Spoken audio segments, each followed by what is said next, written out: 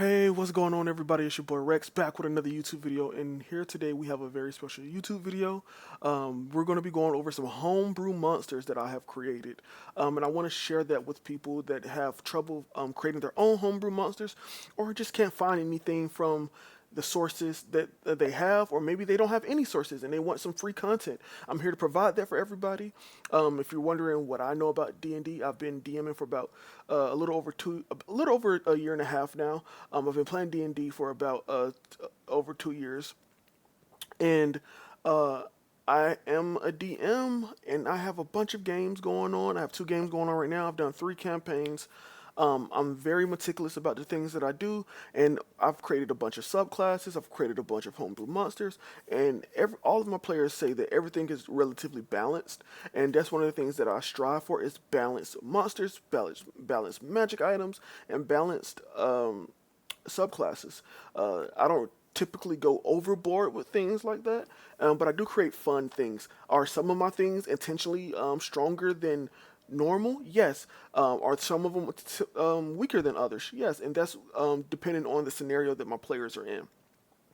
So let's get started. We're going to be seeing this group of monsters. It's a collection of monsters that I have created for a specific scenario encounter. So you can use them. They're for underground areas, they're for desert areas, or you can reflavor them however you want. You can change the name of them and put them in any other environment that you want. But this is going to be a progression of monsters with higher CRs and difficulties. And then finally capping out, we're going to start for players that are like around level 5-ish. To take care of a lot of these, going all the way up to like level 15. So let us get started. Our first monster is called the Quailix. Um, so it has an AC of 13. It is a medium or small aberration. It has strength of 16, a dex of 19, a con of 12, an intelligence of 8, a wisdom of 10, and a charisma of 5. It's half CR. It has a dark vision of 30 feet and a passive perception of 14 feet. This monster here is truly the first step in this progression of monsters, as you all will see. Um, I think that when you are creating, when you have an idea of a monster, you want to go all the way in on it, especially when you're doing a series of monsters. And we're going to see, like as I go forward, how this changes over time. And let's go over some of the abilities. Explosive Birth. When the Quailing dies, an explosion of sickly necrotic energy bursts out in a 10-foot radius. Any creature in that area must succeed on a DC 12 Dexterity saving throw or take 2d6 necrotic damage. And after they die, three baby aliquays are born. Action: melee attack roll +5 to hit, 5 reach. Uh, it does 1d4 plus 3 damage, piercing damage, and 1d6 necrotic damage. This is a strong creature for a half CR, I know, but because it can die so easily, um, and also it has a low hit to hit. This could be a very strong creature for some level 1 character, like some level 3 characters that they to take out, or like some level 2 characters, or if they're going to be level 5, like I'm suggesting, it's going to be some quick taken out, and a lot of the smaller aliquays being born. So this is the first monster. It's very straightforward, very simple, and the main part of this is the explosion going into the birth. And let's look at the next one. The next is the aliquailings. Uh, these are I forgot to change the CR, but this is going to be a way lower CR than 3. It's probably going to be like a CR 0 or a CR 1/8. It's not a CR 3. I'll change that when I finally publish these. It has an AC of 9, a HP of 6, a speed of 35, a climb speed of 35. It has a 9 strength, an 8 dex, a 6 con, a 3 intelligence, a 8 wisdom, and a 3 charisma. Resistances are poison. This is very important. The poison resistance is going to be a theme going forward. Senses: 15 feet of blind sight, 30 feet of dark vision, and a passive perception of 8 feet. And both of these creatures knew no languages. I forgot to change the CRs, so it should be like our 1/8. And honestly, the Quailing could probably be a 1 CR or maybe like, yeah, about like a 1 CR. Traits. Aliquot climb. The Aliquot can climb difficult surfaces, including ceilings, without needing to make an ability check. Web walker. The Aliquot ignores movement restrictions caused by webs, and the Aliquot knows the location of any creature in contact with the same webs. So if it creates the web, it can sense those webs. And then actions. Claw. Melee attack, +3 to hit, reach 5 feet, 1d4 -1 damage, bludgeoning damage, and 1d4 poison damage. And that's why they have poison resistance. They create poison. They have claws. They do poison damage.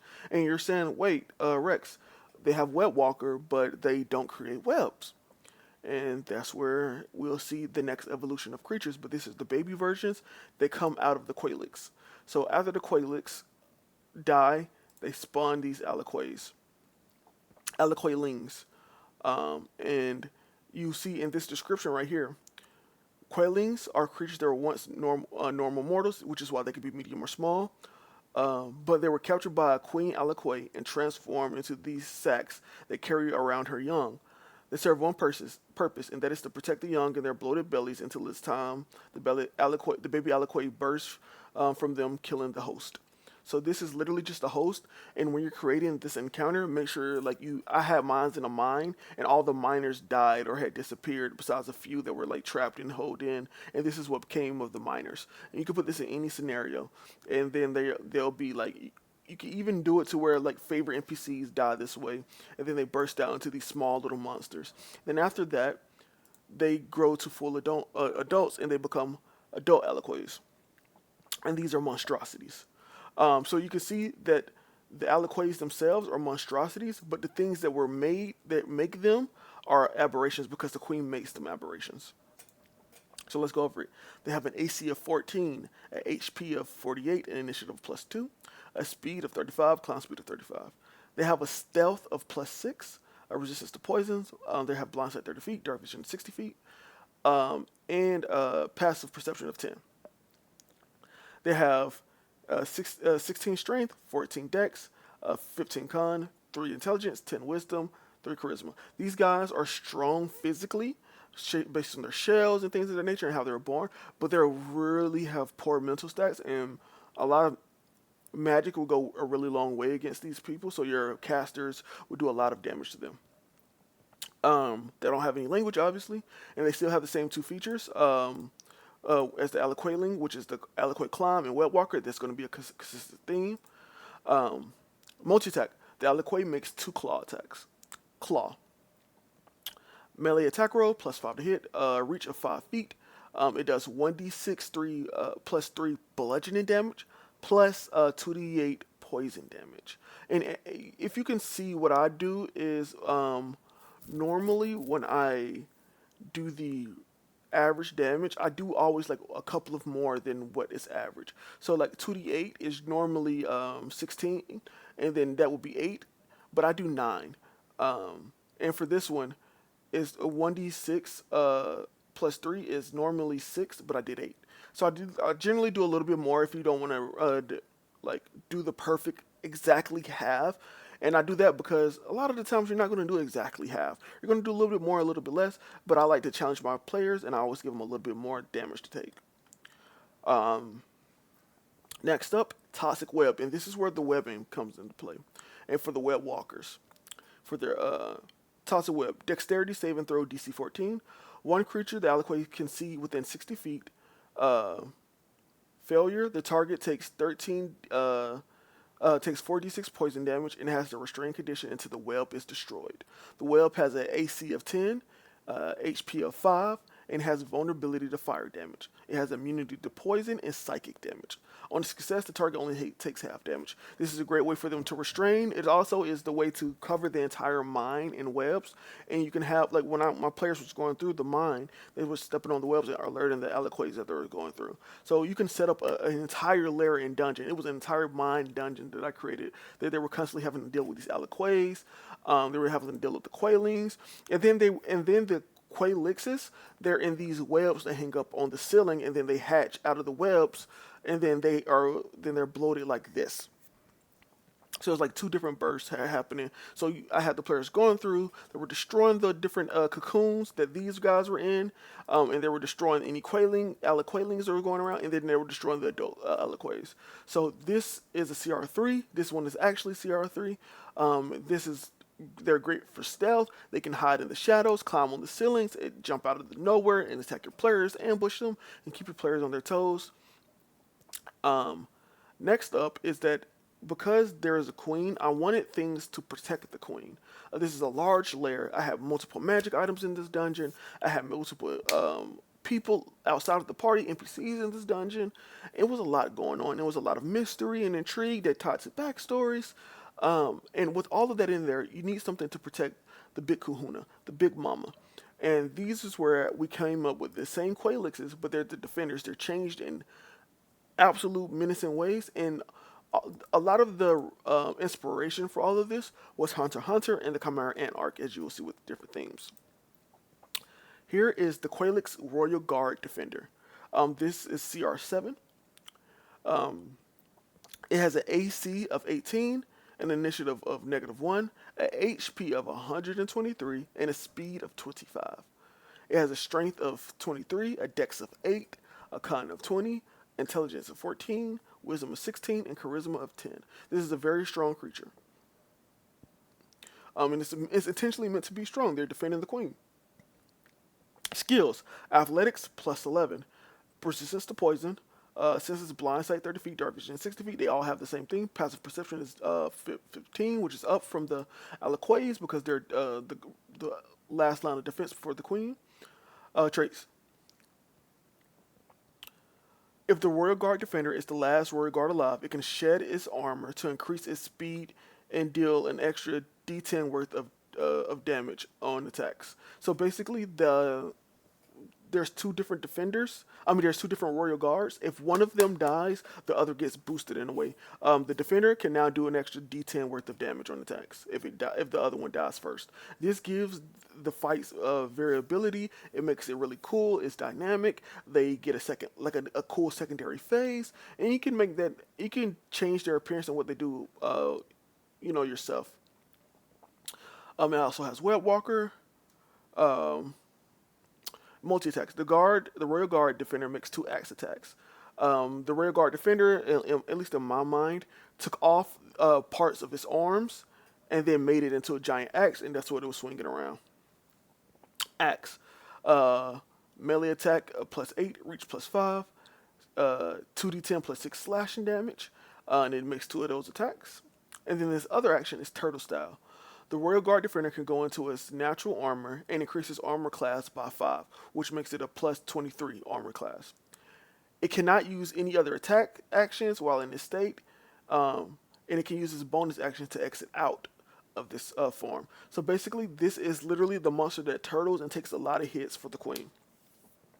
Reactions: Stalwart Defender. The Royal Guard Defender can jump to an ally within 25 feet to take the hit of the attack. It must use this before the dice is rolled. It should be damage dice is rolled.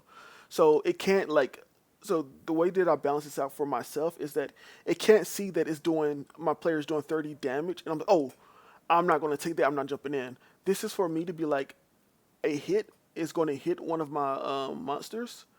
I'm going to jump in front of them and defend it. This is to defend the queen. This is also to defend the other Royal Guard. This is a very dynamic monster. There's very little things in D&D that allows someone to actually tank, and this is a monster that tanks and can take hits for its ally. So it goes into it. Let's say it goes into its turtle form, and let's say you had a 15 to hit, and it hit the other Royal Guard, or an aliquay. This guy jumps 25 feet, and now that his AC is 23. It doesn't hit. It goes against the armor, bounces off. It takes no damage. So this is the style of it. Attacking is great, but going into his turtle form and defending people is also great. And then the next Quailix. Quailix Royal Guard Striker. This is the damage dealing one. I need to change this. I'm gonna change this for when I actually publish this, because in my campaign, the Royal Guard Defender died first, and then the Royal Guard Striker became the one that gave the buff of the last Royal Guard. So you see the last Royal Guard. So this AC is supposed to be 15, not 20.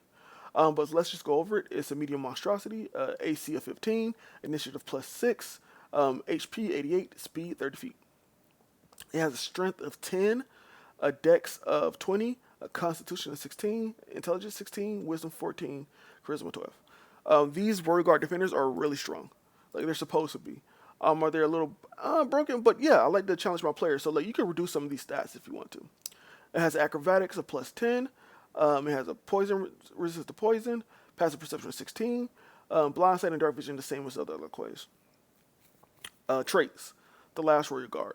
If the Warrior Guard striker is the last Warrior Guard alive, it can tighten its guard by increases its armor class by plus 5 and reducing its speed by 15. So, essentially, what this creature does is gets tankier and slower, just like the defender. So, like this does the primary damage, this does the primary defense. When each one of them dies, they take up the other role. And the way I did this, flavor-wise, was the Warrior Guard shedded all of his armor and gained the pincers of the striker. And then this guy, all of the armor of the Warrior Guard defender hit onto the striker, and now it was bulkier and it was heavier, so it couldn't move as fast. And Web Walker ignores all the webs. Multi-attack. The Warrior Guard defender makes 3 attacks. Plus 8 to hit, 5 feet. Does 2d8 plus 5 piercing damage, and 1d6 necrotic damage. So it does more damage than the defender on average.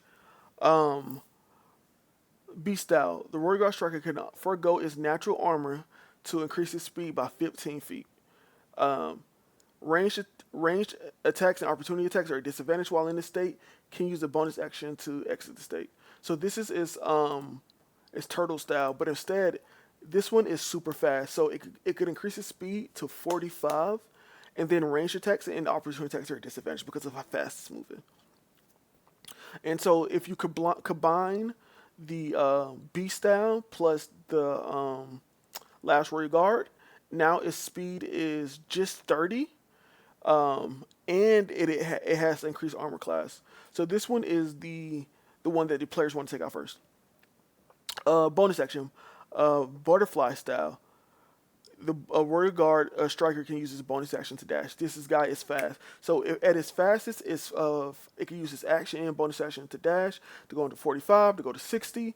So it can have 60 feet of movement around if it really wants to get around. And then it has disadvantage on opportunity attacks.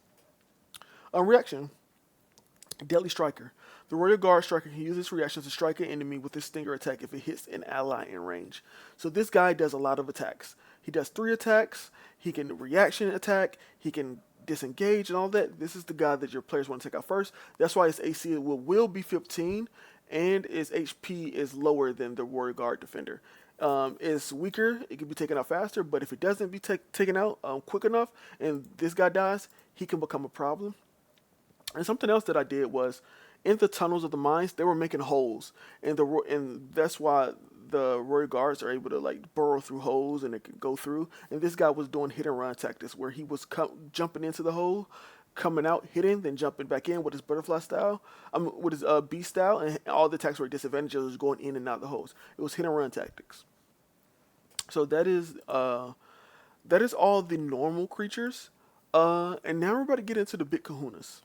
All right, we're about to get into the big guys that the Warrior Guards were defending, and all of this was defending against. Next up is the Aliquay Queen.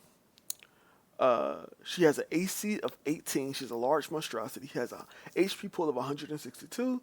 She has a initiative of +2. She has a climb speed of 35 and a speed of 35. She also has the stealth +6. She has immunity. She, unlike everyone else that has resistance to poison, she has immunity to poison. She has the same blind fight and dark vision as everyone else, but her passive perception is 10, simply for the fact that she is supposed to be getting taken care of. She has a strength of 21, a dex of 14, a con of 16, intelligence of 8, a wisdom of 14, and a charisma of 8. She has legendary resistance. So 3 times a day, if she fails a saving throw, she can choose to succeed. She also has the climbing and walking features that all the Aliquays have. She also has legend. Like if you want this to be a lair thing, and that maybe you have like maybe 7 or some players, and you want a more dynamic fight because she can't take on your players by herself. Uh, at the initiative count 20, she summons 1d4 Quailix. Um, and with layer actions, you will know that she can't do the same one at the initiative count 20. Um, Another one is Sticky Surface. Web the entire layer with webbing, causing the area to become difficult terrain. So, and the next one is Poisonous Vents. The holes in the layer release toxic fumes. The creature must succeed on a DC 12 Constitution saving throw or become poisoned to the next initiative count 20. So literally, uh, and you already have the webbing details where it is 10 AC, 5 HP. So this is how they get destroyed in the difficult terrain. So like if you want her to have her cool layer abilities, that's there. Multi attacks. The Queen makes 1 Stinger and 2 Claw attacks. Stinger, it's a +9 to hit, 5 reach. It does 2d8 plus 5 piercing damage, plus 2d6 necrotic damage. It's a very strong attack. So it does. This is its big attack that it does, and then it does 2 claw attacks, which is +9, which is 2d6 plus 5 bludgeoning damage, and then 2d8 poison damage. So this does a lot of damage. It does necrotic and it does poison damage. It's a very strong creature that your party has to play against if they're like level 5 or so. And I like to challenge my players to be higher level, to go against harder creatures because they can use creative tactics to win. And especially in the lair that I had, they were taking out everything slowly before they made it to the queen, so that the queen wasn't able to use the Quailix to summon. So it was just the queen. So when you set this up, be mindful of she's strong and she could summon a lot of ads, but you could take all the ads out in the mind before you face the queen, and she has nowhere to summon, so that removes one of her lair actions. Her another action she has on a recharge, dexterity saving. It's called Toxic Net. Dexterity saving throw DC 16. Each creature in a 30-foot cone. So each creature is the dexterity saving throw for everyone in a 30-foot cone. Failure, the target takes 10d6 poison damage and has the restrained condition until the web is destroyed. It's saying AC 10 webbing. HP is 10 as well, so it's stronger than the other weapon. Vulnerability to fire, immunity to poison, and psychic damage. Success, they only take half damage. And I'm going to change these numbers. I don't know why it says 13 here, but I'm going to change all this for when I publish it. Legendary actions. It has 3 legendary actions, 4 in the lair. Immediately after another creature's turn, the Aliquay Queen can expend a use of one of her following actions. The Aliquay Queen regains all expended uses at the start of each turn. So squeeze. The Aliquay Queen makes 1 claw attack. Binding web. The Aliquay Queen shoots a web out at the target it can see within 60 feet. The target must succeed on a dexterity saving throw, DC 15, or become restrained, pulled into melee range of the Aliquay Queen. I should change this to DC 16, but that's fine. I'll get all that situated. So she has the ability to pull people in. She has the ability to restrain people. This is a great boss fight for the final act of a dungeon. It's very dynamic. She's making a lot of stuff with her webs. I think that you will love this, and your players will love to go against something like this. And then if you have a harvest system, they can harvest the queen and have these cool pincers and stuff they can make into weapons. I don't know what you want to do in your campaign, but those are some things that you can do. Now the final creature of this is a CR20. And it is if you want to add a layer of a rush against time to defeat the mines, because my players had a mission to clear out the mines, but it was over the course of a few days they were clearing things out. If you want to put them on a little bit timer, have the queen be giving birth to the king. And if the king gets born, you can have him run away or have her run away, very injured, and then the king can come back when they're higher level and they can face a true boss. And here we go. King of the Aliquay. Medium aberration, chaotic evil. This is not a monstrosity like the queen herself because these are natural creatures in the world.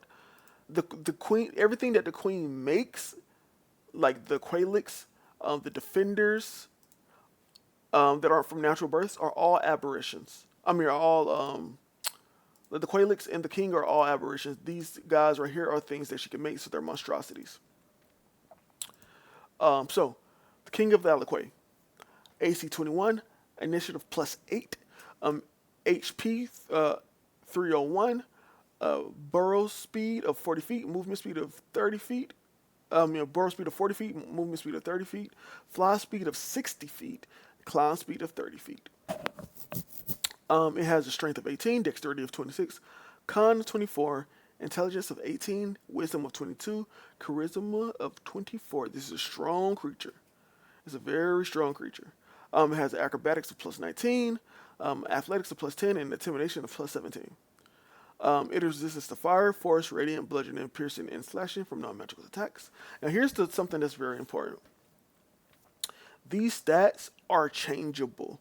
The only reason they're so high and things of that nature, and the reason it has so many resistance, is the things that the players hit the Aliquays with and the Quaelix and the Royal Guards with in the mines is what gave it resistance, because the queen put all of that into the king. Because my players didn't actually beat the queen, they ran away and they said, we're not doing this job.